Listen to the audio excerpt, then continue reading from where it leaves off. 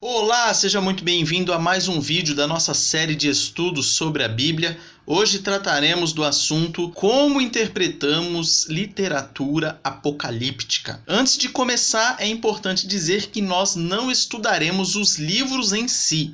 Nós daremos aqui orientações para te ajudar para que você possa estudar essas literaturas, esses tipos de livros e entender o que está ali, beleza? Esse é o objetivo deste vídeo aqui. E sem mais delongas, vamos falar o que é literatura apocalíptica. Geralmente, quando as pessoas ouvem a palavra apocalipse ou algo sinônimo, as pessoas fazem aquela ligação entre fim do mundo, catástrofe, besta, dragão, diabo, etc. Pensam nisso. Porém, a palavra está relacionada à revelação. Simples assim. Algo que estava encoberto e foi descoberto. Então é isso que significa a palavra apocalipse, revelação. E muitas pessoas também pensam que falar em Apocalipse é apenas se referir ao livro de Apocalipse que está na Bíblia. Porém, nós vamos encontrar literatura apocalíptica em outros livros da Bíblia também, como Zacarias, como Daniel, etc. E também encontraremos em literatura extra-bíblica. Lá também nós encontraremos literatura apocalíptica. Então, afinal, mas o que é essa literatura apocalíptica que nós estamos tratando aqui? A literatura apocalíptica ela é um gênero de literatura judaica caracterizada pelo uso de imagens simbólicas para revelar as operações providenciais e misteriosas de Deus por trás do cenário histórico e seus planos vindouros quanto ao futuro. Então, a literatura apocalíptica é um gênero de literatura que se utiliza muito de imagens simbólicas.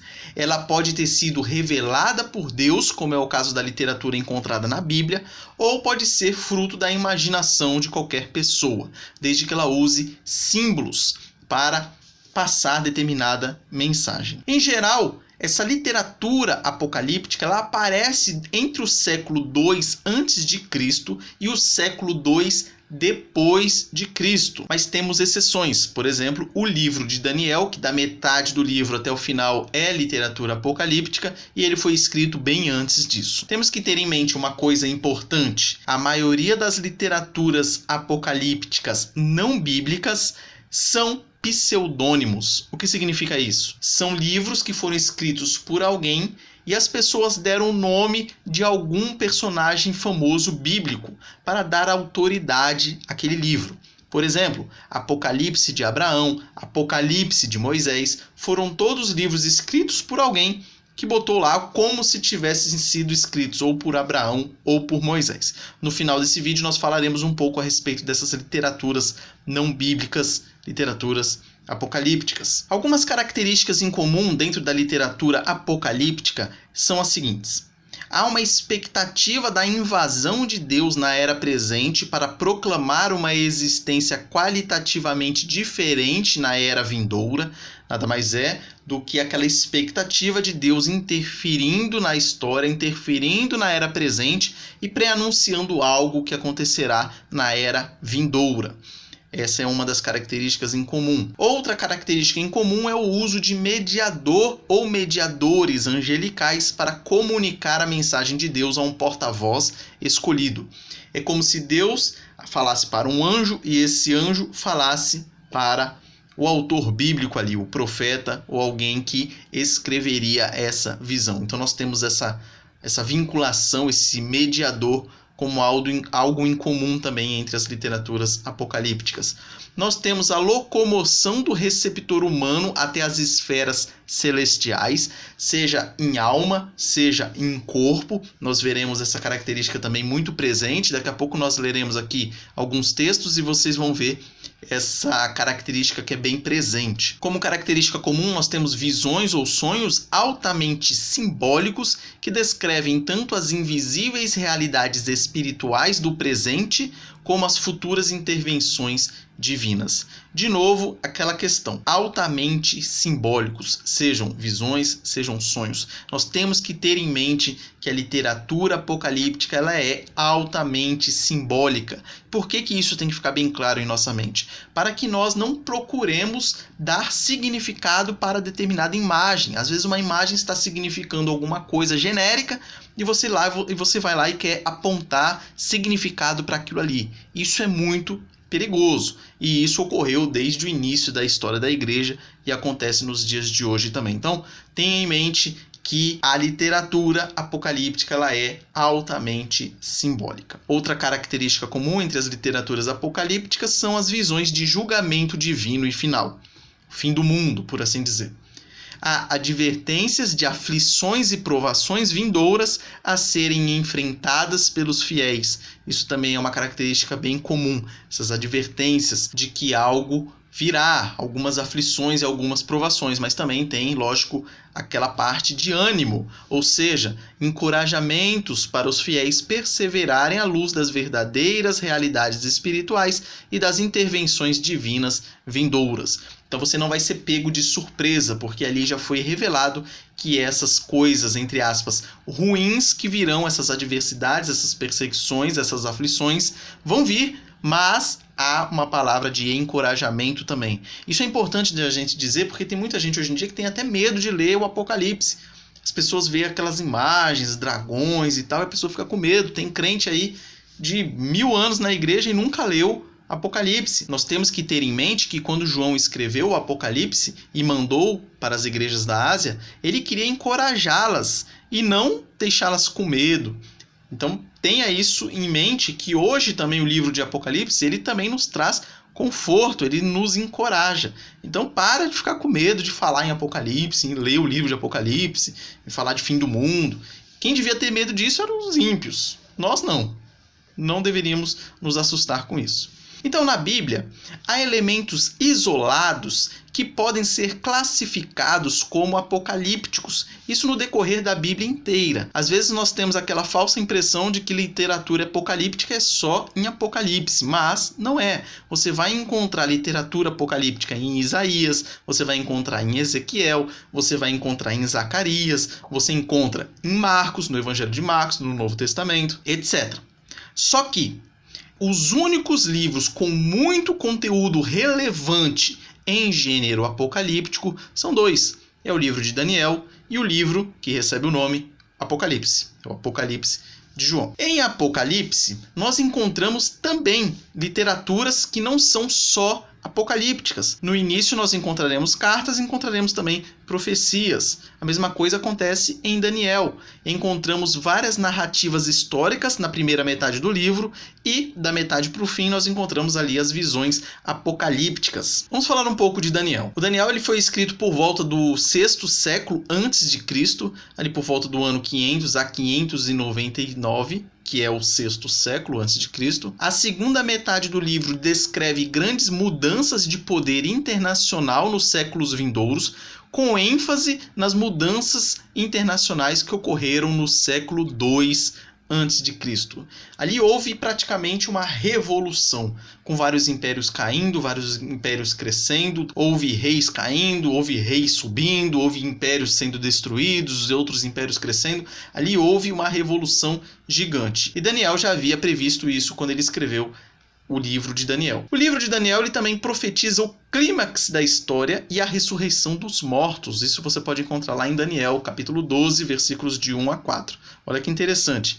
Há muitos anos antes da vinda de Jesus Cristo, já havia profecias a respeito da ressurreição dos mortos. É importante nós entendermos as imagens e alusões históricas para interpretar corretamente o livro de Daniel. Há certas divergências na hora de se interpretar esses símbolos. O que nós não podemos fazer é viajar muito na maionese.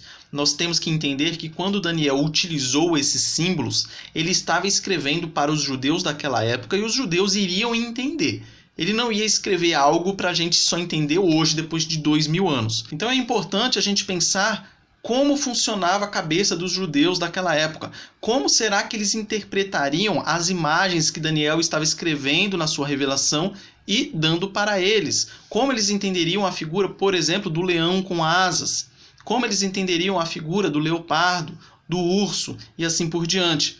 Você tem aqui uma representação dessas imagens que você encontra lá em Daniel, e muitos estudiosos, eu diria que a maioria deles, dizem o seguinte, que o leão com asas se refere ao Império Babilônico, o urso se refere ao Império Medo-Persa, o leopardo significa o Império Grego e, por fim, o dragão ali embaixo se refere ao Império Romano. Alguns estudiosos vão divergir, mas eu acredito que essa aqui seria a principal ou a melhor das interpretações. E aí você pode se perguntar, mas de onde tiram essas informações? A mais clara que tem, eu acredito que seria do Império Babilônico, porque essa imagem do leão com asas você encontra em escavações do Império Babilônico.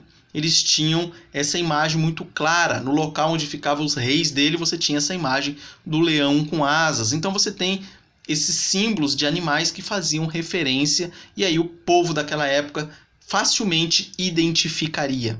Por exemplo, Jesus Cristo não se apresenta como o Cordeiro. Para o povo judeu era muito fácil fazer essa vinculação entre o Cordeiro e Jesus Cristo. Então, só para você ter uma ideia a respeito dessas simbologias. Vamos falar um pouco de Apocalipse, ou do livro de Apocalipse.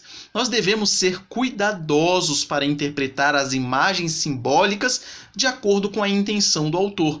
Como eu disse a respeito de Daniel, o Apocalipse de João é a mesma coisa. Quando João escreveu aquilo ali, e quando ele colocou as imagens que Deus havia revelado a ele, ele sabia que os destinatários do livro entenderiam o que significava aquelas imagens. Isso é importante que nós tenhamos em mente para que nós não inventemos significados que não tenham nada a ver. Então, cuidado para não interpretar em desacordo com o restante da Bíblia. A Bíblia toda é uma unidade, nós já falamos aqui diversas vezes.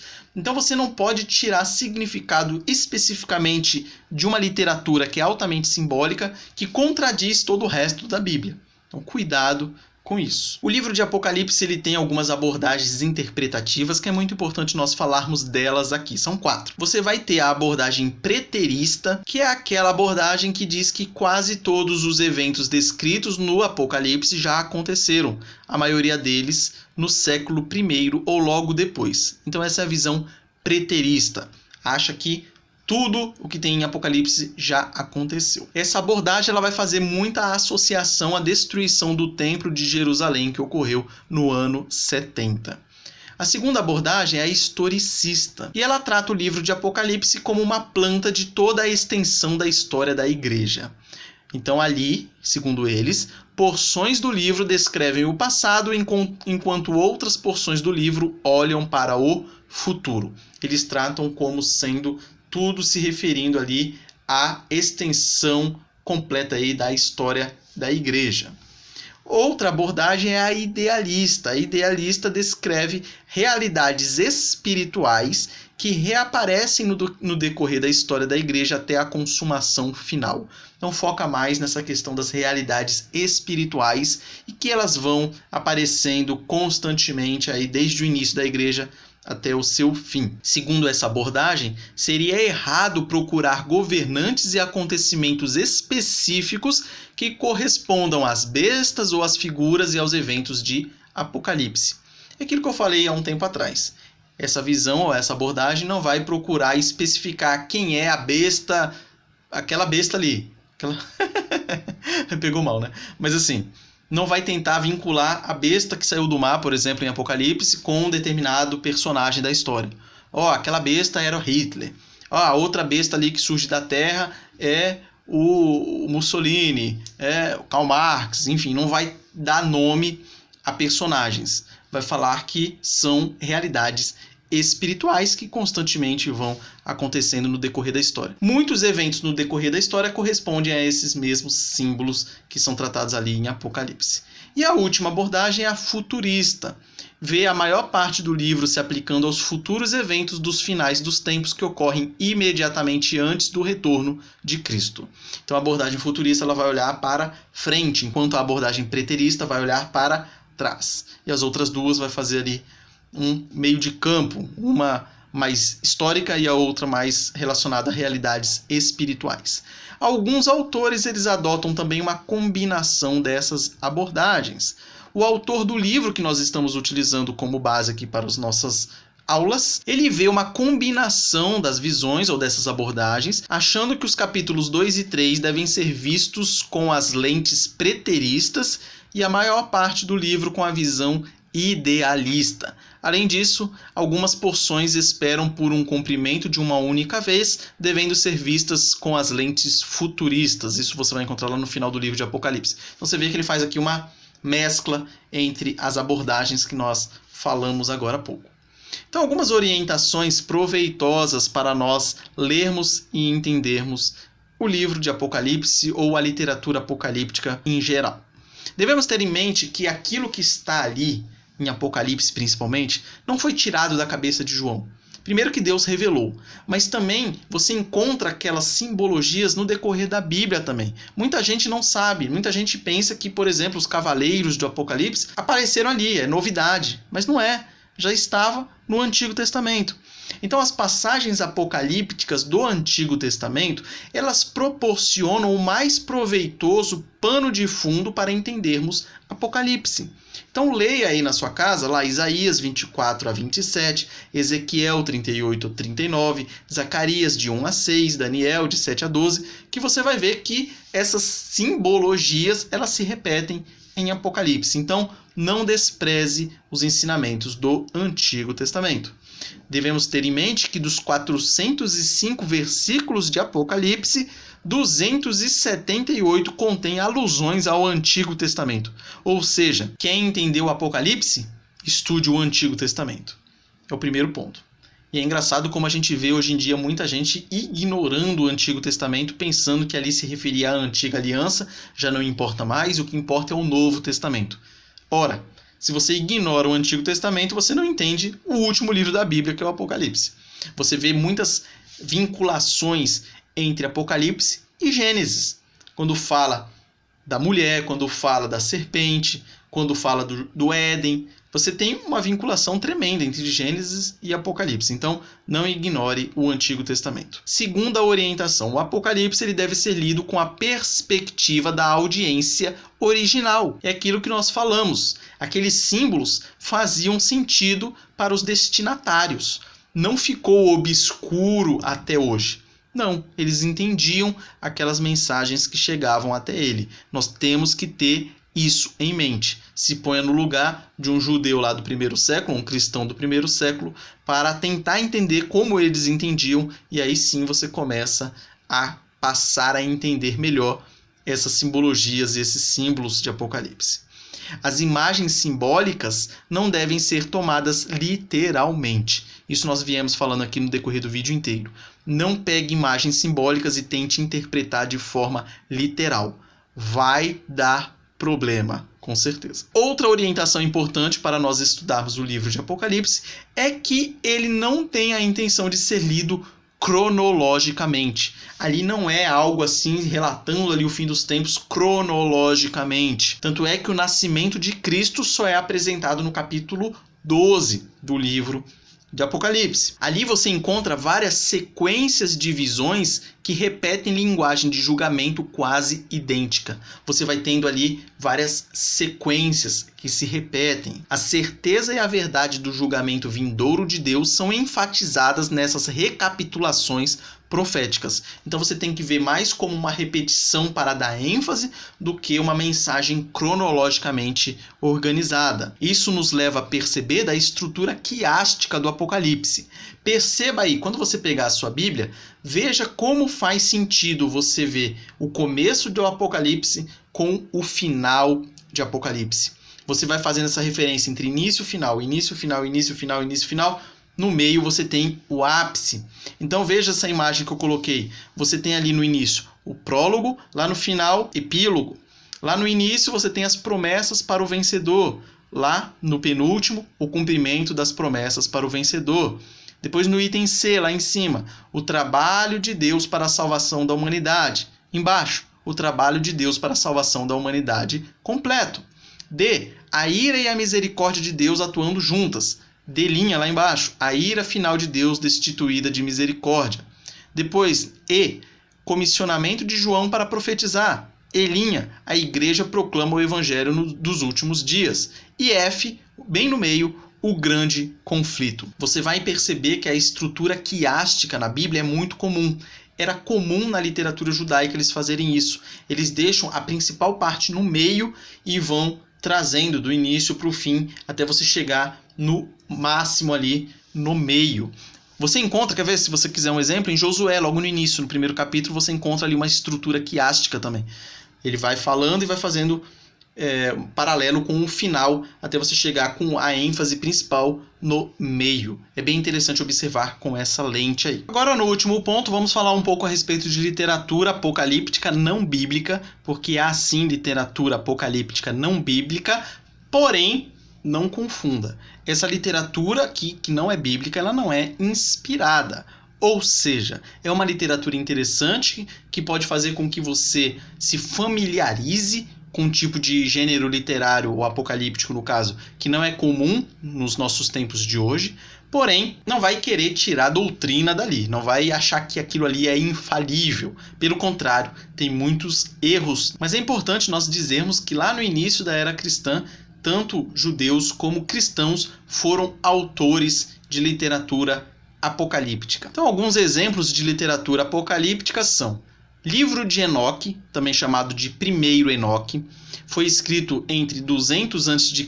e 50 depois de Cristo, e a característica dele é que ele é composto por 5 partes: o livro dos vigilantes, o livro das similitudes, o livro dos escritos astronômicos, o livro de sonhos e o livro da epístola de Enoque. A segunda literatura é Baruque, também chamado de Apocalipse Siríaco de Baruque. Ele foi escrito no início do século II depois de Cristo, e ele vai tentar entender o motivo pelo qual aos romanos foi permitido conquistar Jerusalém, ali no ano 70 depois de Cristo. O terceiro exemplo é o Apocalipse de Abraão, foi escrito entre 70 e 200 depois de Cristo. Então veja, por isso que ele é um pseudônimo, jamais poderia ter sido escrito por Abraão. E ele relata a conversão de Abraão. Relata também uma visão apocalíptica, expandindo a promessa que Deus fez a Abraão, lá em Gênesis 15, com detalhes teológicos, cosmológicos e escatológicos. Depois nós temos o Apocalipse de Sofonias, foi escrito entre 100 a.C. e 100 depois de Cristo, e ele relata as experiências visionárias do profeta Sofonias. Profeta Sofonias, nós temos a profecia dele bíblica, você encontra lá no Antigo Testamento, mas aquela profecia não se confunde com esse Apocalipse de Sofonias. Ela só está parcialmente preservada, não foi preservada integralmente. E por fim nós temos o Pastor de Hermas, foi escrito entre 100 e 160 depois de Cristo, possui 2 seções principais. Na primeira você tem as visões, típica do gênero apocalíptico. Na segunda você tem mandados e parábolas. Esse Pastor de Hermas é uma das literaturas apocalípticas mais famosas, extra-bíblicas aí, junto com o livro de Enoque. Então, para finalizar, a literatura apocalíptica ela foi revelada por Deus, o Deus que não pode mentir, como nós encontramos em Tito 1:2, que diz: na esperança da vida eterna, que o Deus que não pode mentir prometeu antes dos tempos eternos. Então, o Deus que não pode mentir revelou a literatura apocalíptica. Então, é interessante uma analogia que eu vi recentemente, a analogia do índio. Pensem comigo, essa aí é a ilha Sentinela do Norte, ela fica localizada ali na Ásia, ali, ó, você vê ali a Índia do lado esquerdo, você tem ali o Sri Lanka e você encontra a ilha ali bem no meio daquela região afastada da Ásia. Nessa ilha mora uma tribo que é considerada a mais isolada do mundo. Tanto é que é proibido até você passar de barco ali na região. Então eles são altamente isolados naquele local.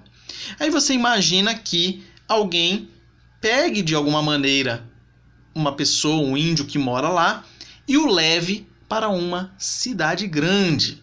Leve ele para este local aqui da imagem, cheio de prédios grandes, cheio de ruas, cheio de coisas que ele nunca viu, barulho, sinais. ele vê o metrô passando, o trem-bala, o ônibus, as pessoas andando igual umas doidas para lá e para cá, segurando um celular. E aí depois pegam esse índio e levam ele de volta para a ilha Sentinela do Norte. Você imagina como que ele vai conseguir fazer essas pessoas entenderem aquilo que ele viu lá? Sabe o que ele vai fazer? Ele vai usar simbologias. Ele não vai chegar dizendo que ele viu lá um metrô. As pessoas não vão saber o que é um metrô. Ele vai fazer uma analogia. Lá eu vi uma anaconda, uma cobra gigante, de ferro, que passava pegando pessoas e depois deixavam elas em determinado local. Ele vai se referir ao semáforo, por exemplo, como um grande vagalume. Então eu vi um vagalume gigantesco que acendia uma luz vermelha, amarela e verde. Ou seja, ele vai utilizar de uma linguagem simbólica que faça com que as pessoas ali da tribo dele entendam. Então você percebe o quê? Deus, que não pode mentir, que tem coisas inefáveis, misteriosas, que a gente jamais entenderia. Ele faz de uma maneira, ou ele revela de uma maneira que nós entenderíamos. Então é por isso que é utilizado ali símbolos, coisas que fazem parte do nosso dia a dia, mais parte do pessoal daquela época, claro, que fariam com que eles entendessem, mas também nós hoje, que nós podemos estudar como eles entendiam as coisas para poder aplicar aos dias de hoje. Então as literaturas apocalípticas não eram para causar confusão, era para causar o efeito que Deus queria que causasse, que nós entendêssemos a mensagem. Olha que interessante essa passagem que está lá em 2 Coríntios 12, de 1 a 4. O apóstolo Paulo dizendo: se é necessário que me glorie, ainda que não convém, passarei as visões e revelações do Senhor. Perceba o que a gente falou anteriormente, visão e revelação. Conheço um homem em Cristo, aqui ele se refere a ele mesmo, que há 14 anos foi arrebatado, olha aí, outra coisa que a gente falou anteriormente, ao terceiro céu, se no corpo ou fora do corpo, não sei, Deus o sabe. Ou seja, mais uma característica que nós falamos anteriormente. Se foi em alma ou se foi em corpo, ele não sabe, mas Deus o sabe. E sei que o tal homem, e ele fala de novo, se no corpo ou fora do corpo, não sei, Deus o sabe, foi arrebatado ao paraíso e ouviu palavras inefáveis. Segundo a NTLH, diz, ouviu coisas que palavras humanas não conseguem contar, as quais não é lícito ao homem referir. Então você imagina a visão que o apóstolo Paulo teve. Foi arrebatado, ouviu palavras que ele não considera uma coisa assim maravilhosamente gigantesca, que ele não tem como fazer um paralelo. Ele não consegue simbolizar com nada que está ao nosso alcance aqui. Então por isso que às vezes a gente tem muita dificuldade quando vamos estudar literaturas apocalípticas, pois Deus revelou para nós com uma linguagem humana coisas maravilhosas demais para a nossa cabeça entender. E às vezes a gente tem essa dificuldade. Mas o que nós não podemos ter é dúvidas. Dúvidas a respeito do que Deus é. Dúvidas a respeito da soberania de Deus. Dúvidas sobre Deus controlando toda a história humana. Dúvidas de que um dia Jesus Cristo voltará e que julgará vivos e mortos. Não podemos ter dúvidas de que morreremos e nos encontraremos com Jesus. Não podemos ter dúvidas de que tudo isso que estamos passando hoje um dia acabará e nós viveremos a eternidade junto a Deus. Essas coisas nós não podemos ter dúvidas. Aí se você vai utilizar, igual nós falamos anteriormente, a visão preterista, futurista, idealista, historicista, isso aí não tem tanta importância. O importante é você não tirar isso em mente. A segunda vinda de Cristo, a soberania de Deus, o julgamento dos vivos e dos mortos e a esperança de que um dia toda lágrima será enxugada dos nossos olhos, como diz lá em Apocalipse. Então tenha isso bem claro na sua mente. Conclusão. Hoje nós falamos a respeito das características da literatura apocalíptica, falamos sobre Daniel e Apocalipse, falamos das abordagens preteristas se referindo ao passado, historicista, passado e futuro, idealista, realidades espirituais e futurista, eventos futuros. Falamos também de dicas para aproveitar a leitura apocalíptica, nós falamos do Antigo Testamento como pano de fundo, falamos da audiência original, que é importante nós entendermos, falamos de imagens simbólicas e falamos de Apocalipse, que não é cronológico. E por fim, literatura apocalíptica não bíblica, que é interessante para matar a curiosidade e nos familiarizarmos com aquele tipo de literatura e só e apenas isso. Deixo aqui 2 desafios para você que está vendo esse vídeo. Primeiro, leia o livro de Daniel nas próximas 2 semanas. Você vai conseguir ler tranquilamente. É um livro pequeno. Leia um capítulo por dia. Em 2 semanas você terá lido todo o livro de Daniel. E preste bastante atenção na literatura apocalíptica que ele traz ali. E depois, qual é o outro desafio? Leia o livro de Apocalipse no próximo mês. Leia um capítulo por dia que você vai conseguir ler inteirinho o livro de Apocalipse. E se você tem medo de Apocalipse, não tenha mais. Leia-o com esperança. Leia-o como motivação. Leia-o tentando compreender o que Deus revelou para você e para mim por meio desse belo livro que temos na Bíblia Sagrada. Com isso, nós encerramos o vídeo de hoje. Caso tenha ficado alguma dúvida, mande aí nos comentários. Que Deus te abençoe bastante neste domingo e nessa semana que se inicia. Um forte abraço e até semana que vem, se Deus quiser.